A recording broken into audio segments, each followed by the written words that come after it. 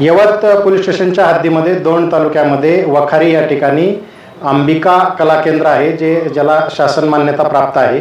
त्या ठिकाणी दिनांक 21 तारखेला रात्री 10:30 ते 11:30च्या सुमारास हवेत फायर केल्याची एक घटना घडलेली होती.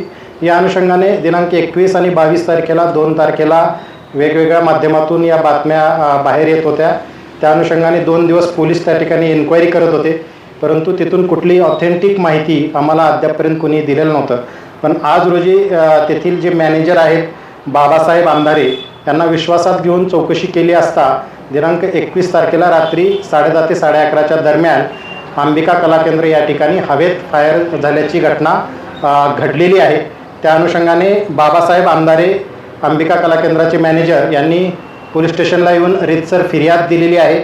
त्यामध्ये बाबासाहेब मांडेकर, गणपत जगताप आणि चंद्रकांत मारणे व त्यांच्यासोबत एक अनोळखी इसम असे हे त्या कला केंद्रामध्ये संध्याकाळी 7:30 वाजता गेलेले होते आणि रात्री 11:30च्या सुमारास त्यांनी त्या ठिकाणी हवेत फायर केलेला आहे.